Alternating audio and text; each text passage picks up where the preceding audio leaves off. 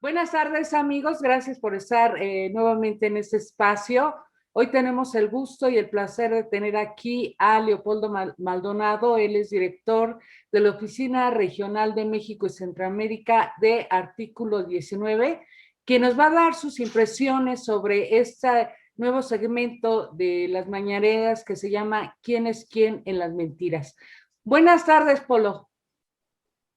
Hola, muy buenas tardes, María. Muchas gracias por el espacio. A ti.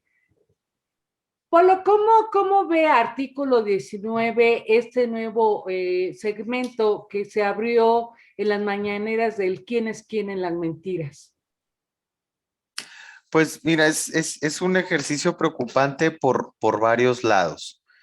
El primero de ellos tiene que ver con que desvirtúa una función que es primordial hoy en el flujo de información que es brutal en las redes sociales, que tiene que ver con la verificación de hechos, con la verificación noticiosa, y lo asume como una función de Estado.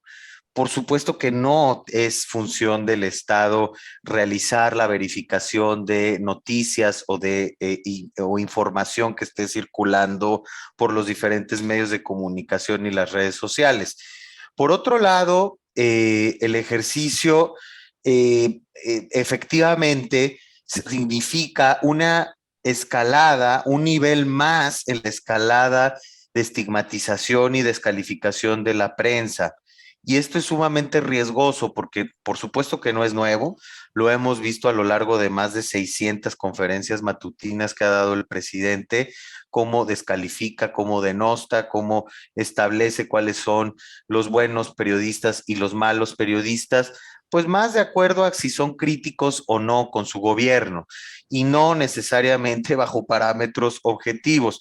Repito, eso tampoco es una función del gobierno y más bien y mucho menos de la cabeza del Estado mexicano, quien más bien tendría que ponerse al frente de una estrategia de reconocimiento a la labor periodística en un país que encabeza la lista de naciones más letales para las y los periodistas. Es decir, lejos de construir una narrativa que llame a la paz, que llame a reconocer la labor periodística, ha hecho lo contrario, profundizando el clima de hostilidad y violencia que de por sí ya vivía la prensa desde hace más de una década. Entonces, por todos lados es un ejercicio preocupante y es un ejercicio que, lejos de garantizar el derecho a la información de la sociedad y de la prensa, se convierte en un ejercicio de estigmatización y descalificación que va en escalada conforme avanza este sexenio. ¿Qué lugar, Polo, ocupa México en cuanto a asesinato de periodistas? Tengo entendido que según Artículo 19 son 17 asesinatos de compañeros periodistas que han sido asesinados a lo largo de este gobierno. Han sido ya 20. Okay. En las últimas semanas registramos, en junio, registramos a 3 colegas, 2 de ellos en muy probable vínculo con su labor. Eh, y eso evidentemente pone otra vez en evidencia que la estrategia para prevenir la violencia contra la prensa ha sido fallida y que el discurso presidencial no ayuda a una eventual estrategia de prevención. Eso pone, esto es exponer a los críticos, no pone en riesgo más ese clima para más, se registren más asesinatos de compañeros periodistas. Pues sí es un signo que se interpreta por parte de varios actores públicos y privados como un permiso para agredir. Así lo hemos visto en el caso de otros gobiernos locales, como el de Barbosa en Puebla o Bonilla en Baja California. También el de Alfaro en Jalisco. No solamente gobernadores de extracción morenista, en realidad es un mal de la clase política que es sumamente intolerante a la crítica y al escrutinio públicos. Entonces, en ese sentido, el presidente con su discurso ha habilitado a otros actores públicos a hacer lo mismo y a profundizar el clima de hostilidad y hostigamiento contra la prensa, que sí escala en acciones muy concretas. Tenemos el caso de Puebla, donde el año pasado registramos 16 acciones judiciales contra periodistas por parte de actores públicos gubernamentales del Estado, del gobierno del Estado. Eso marca una pauta que evidentemente proviene del propio discurso del gobernador, que no se cansa de descalificar, que no se cansa de callar a las periodistas, en particular periodistas mujeres, de corregirlas, de ningunearlas, que no se cansa de denostar a la prensa. ¿Por qué? Porque se sienten habilitados por un presidente que hace lo mismo. En el caso de la violencia más extrema, sin duda, tampoco ayuda. No podemos hoy, ante la falta de investigaciones exhaustivas de las autoridades ministeriales, no podemos hoy saber qué tanto influye o no un discurso de esta naturaleza, pero por lo menos sabemos que no abona a proteger a la prensa y que la coloca en un mayor estado de vulnerabilidad. Bueno, ¿cuáles serían los estados de mayor riesgo para los periodistas que son más vulnerables, donde se han cometido más asesinatos? No sé cuáles son.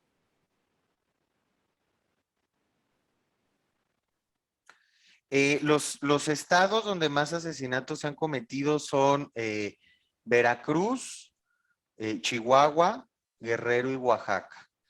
Y Tamaulipas, perdón, también. Entonces, ahí está, ¿no? Es un patrón muy preocupante. Veracruz encabeza sin duda la lista en todo lo que va del siglo XXI como el lugar donde más han matado periodistas del 2000 a la fecha, sin que el cambio de gobierno haya representado un cambio en la situación de la prensa. Al contrario, el sábado pasado fuimos testigos y así emitimos una alerta el día lunes, el día de ayer, presentamos evidencia sobre las agresiones de las que fueron víctimas 6 periodistas que estaban cubriendo un desalojo violento en una carretera en Veracruz por parte de la policía estatal, esta agresión. Esto da cuenta de que no ha cambiado nada en el Estado, que fue y es materia de preocupación por la letalidad que hay en contra de los periodistas. Ya hay un gobierno distinto, ¿no? En el caso de Duarte fue brutal, estábamos hablando de 17 asesinatos de periodistas durante su gestión, pero la situación no mejoró ni con Yunes ni con Cuitláhuac García. Y así podemos ver en las otras entidades de la República. Y uno de los temas que no ha ayudado nunca durante este tiempo es el nivel tan alto de impunidad. El 98.5% de los casos no se resuelven. Y si a eso le sumamos el discurso estigmatizante, la situación está lejos de mejorar. Bueno, ¿qué lugar ocupa México actualmente en cuanto a asesinato de periodistas?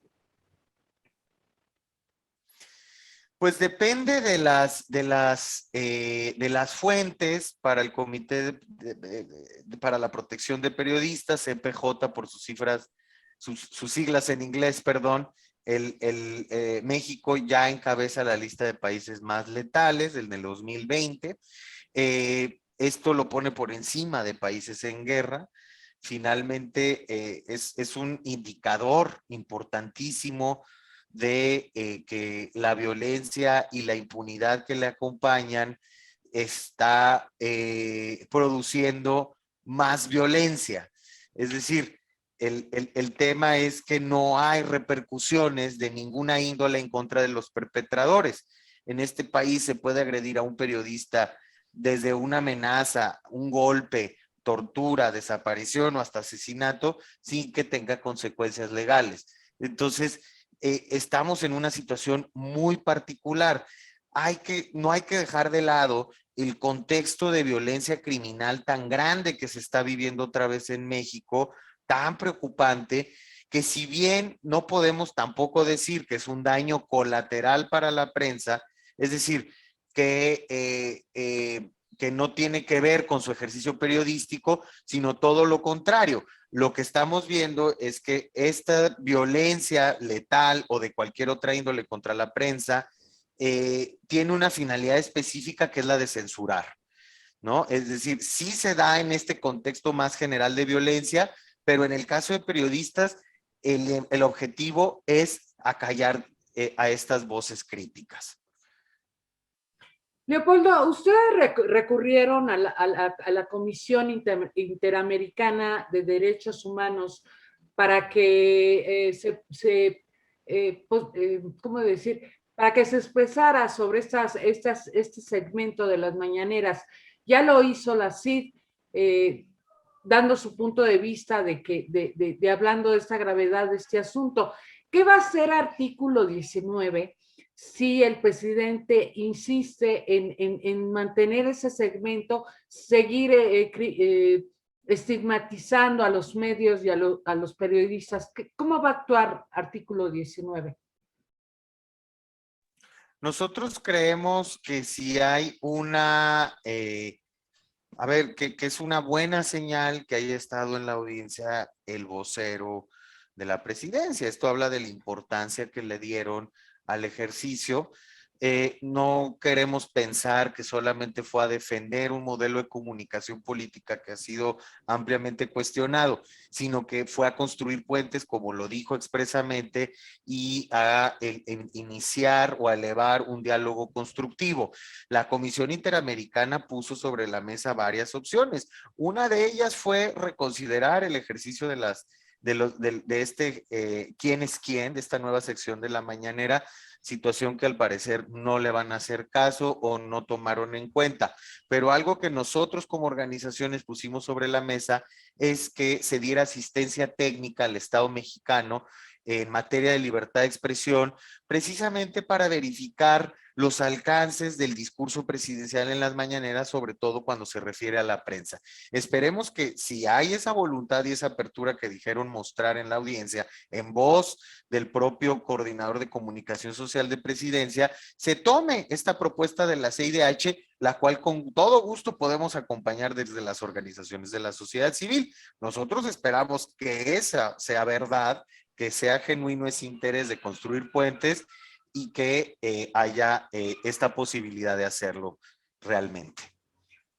¿Hacia dónde se encamina la prensa, hacia dónde se encaminan los medios de seguir esa dinámica de desprestigiarlos, de atacarlos? ¿Hacia dónde iría la prensa en México? Pues, a ver, hay muchas asignaturas pendientes en la prensa, María. Yo creo que sí hace falta una agenda que profundice en la democratización de los medios, en la propiedad de los mismos, en la posibilidad de escuchar más voces, en la regulación de la pauta de publicidad oficial, en los derechos de las audiencias, en los códigos de ética. Hay muchísimas asignaturas pendientes. Y esa crítica nos corresponde como sociedad echarla hacia adelante y construir en términos de la responsabilidad social de los medios. Pero el problema es que esa crítica las pretenden expropiar los actores gubernamentales que se sienten observados como una manera de defenderse y como una manera de desacreditar a sus interlocutores en la prensa. Es decir, se está manipulando esa situación que vive, esa situación de apremio que hay en un cambio de la forma como se ejerce el periodismo en México. Pero sin lugar a dudas, creemos que seguirá habiendo mayores esfuerzos para avanzar en proyectos periodísticos cada vez más independientes, más críticos, más democráticos, más plurales, pero si sigue habiendo estas condiciones tan adversas, seguirán siendo ejercicios excepcionales. Si desde el poder público no se incentiva de otra manera la democratización, la apertura, la independencia editorial, la pluralidad de voces, y solamente se considera que a través de la denostación y la descalificación y el abandono a las instituciones de protección de periodistas y de investigación de delitos contra la prensa, pues evidentemente será cada vez más difícil avanzar en esa agenda. No pinta nada bien, porque el día de hoy hay un gobierno que dice, bueno, pues que dice tener una vocación democrática y que muy probablemente no vaya a utilizar ese poder para censurar, para cerrar medios de comunicación o para que se clausuren programas de televisión. Pero ¿quién hereda ese poder? Es una gran pregunta porque no necesariamente va a tener la misma convicción y probablemente sí escale otra vez a las formas autoritarias que se habían estado presentando antes, ahora aderezado por el estigma, por la descalificación que hoy estamos viviendo. Por último, ¿por lo que le preocupa a Artículo 19 de este ejercicio de periodistas, de medios? ¿Cuáles son las situaciones que le preocupan a Artículo 19? Pues nos sigue preocupando el número de agresiones que día con día documentamos, sobre todo en las entidades de la República, a periodistas locales, ¿no? En donde, pues ya como lo dijimos el año pasado, cada 13 horas se agrede a un periodista en el país, lo cual nos habla de la magnitud de la violencia. Nos preocupa la impunidad que acompaña estas agresiones contra la prensa. Nos preocupa la precariedad en la que se ejerce el periodismo todavía, ¿no? El COVID ha sido un marcador importante de esta precariedad laboral que enfrenta la prensa, ya con 114 compañeros periodistas fallecidos, muchos de ellos por falta de condiciones mínimas para realizar su ejercicio o su labor en las empresas de comunicación. Y por otro lado, nos sigue preocupando, por supuesto, esto que ya comentábamos, el discurso estigmatizante, el que se sigue ejerciendo la publicidad oficial como un medio de premio o castigo a las líneas editoriales, ya no por el gobierno federal, sino también por los gobiernos estatales. Entonces, hay una multiplicidad de asignaturas pendientes en las que no se está avanzando, al contrario de retrocesos, y que no se están atendiendo de la manera debida. Eso, sin lugar a dudas, va a condicionar de manera determinante el periodismo. Polo, pues alguna otra cosa que nos quieras agregar de todos estos temas que platicamos. Pues es muy importante reconocer la función de la prensa en democracia, su aporte, la necesidad de que observen el ejercicio del poder y de que estemos enteradas como sociedad. Y como sociedad debemos atesorar la función periodística porque es lo que nos va a permitir avanzar hacia una verdadera democracia. Polo, pues muchísimas gracias por aceptar esta entrevista. Te mando un abrazo muy fuerte y nuevamente mil gracias. Muchas gracias a ti, María, y un saludo a tu auditorio. Muchísimas gracias, Polo.